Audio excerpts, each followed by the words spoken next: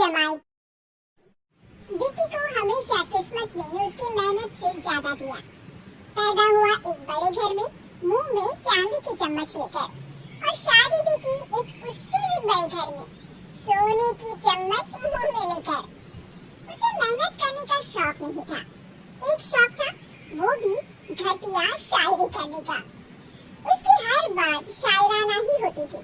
जैसे कि एक दिन, दूर से देखा तो चांद पे दाग था, दूर से देखा तो चांद पे दाग था, पास से देखा साबुन का छाप था। ठोको ताली। अरे ऐसी शायरी करोगे तो ताली तो पता नहीं कोई तुमको ही ठोक देगा।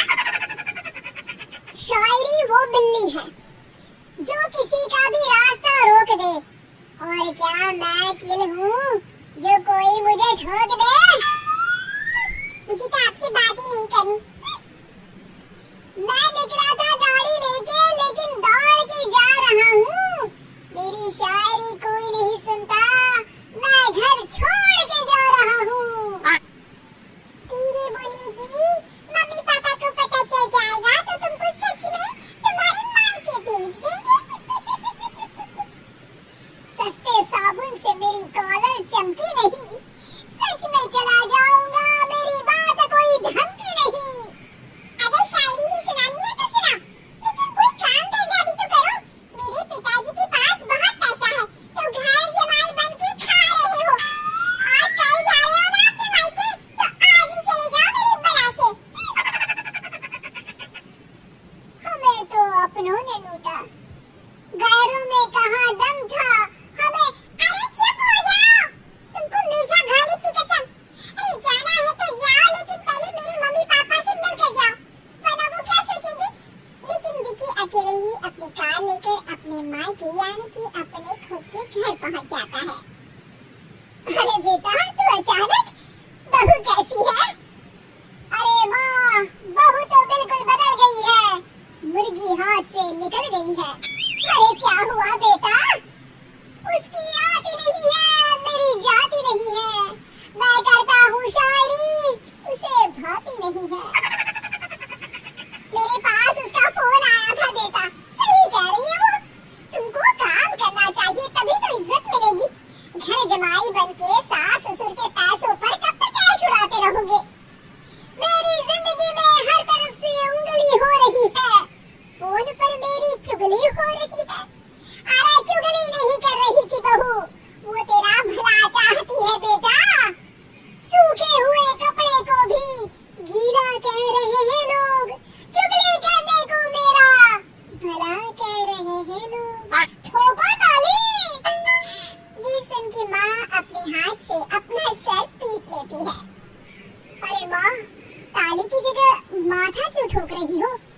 बेटा तू ना आराम कर, तेरे पिताजी भी आने वाले हैं, खाना लगा देती हूँ।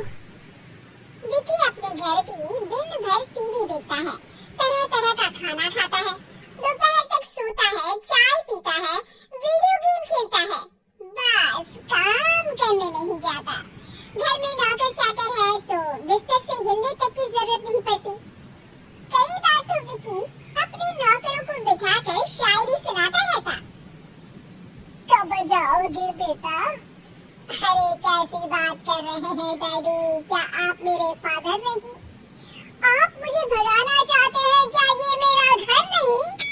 अरे नहीं बेटा, तुम्हारा ही घर है, हम तो चाहते थे कि तुम यहीं रहो और मेरा काम आगे बढ़ाओ, लेकिन तुम ही चले गए घर जमाई बनने। अरे मेहनत तो गधे भी करते हैं, मैं अच्छी किस्मत लेके पैदा हुआ हूँ, मैं घर जमाई हूँ, ससुराल का फूल गेंदा हुआ हूँ। ठोको ताली।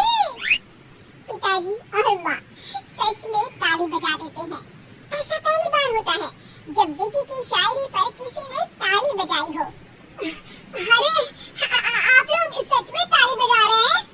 हाँ बेटा, तुम्हारे ससुर का फोन आया था, बोला जब तक घर जमाई जी कोई काम ना करने लगे हमारे यहाँ मत भेजना।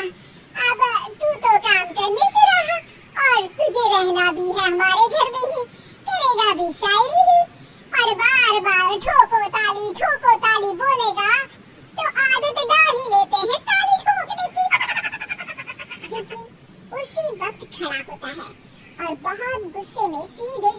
अकेले निकल जाता है। फिर से आ गए। लेकिन सुमन को देखते ही विकी पिघल जाता है। अब सुमन, आई एम सॉरी, आज से ना मैं सिर्फ शायरी ही नहीं बल्कि काम भी करूंगा।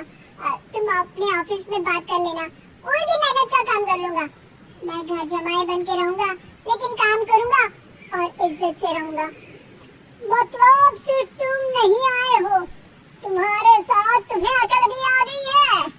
मैं अपने कारखाने का मैनेजर बनाता हूँ तुमको, कल से मेरे साथ चलना वहाँ। थैंक यू ससुर जी। थैंक यू से काम नहीं चलेगा, एक शायरी सुनानी पड़ेगी। जरूर जरूर। ससुर के पास पैसा होते भी मेहनत जिसको भाई है, वही सच्चा दामाद है, वही अच्छा घर जमाई है। ठोको ताली। सब विकी की शायरी पर ताली ठोक देते हैं। शिक्षा, जब किस्मत आपको बहुत सारा दे दे तो उसकी कद्र करनी चाहिए और मेहनत करना कभी नहीं भूलना चाहिए।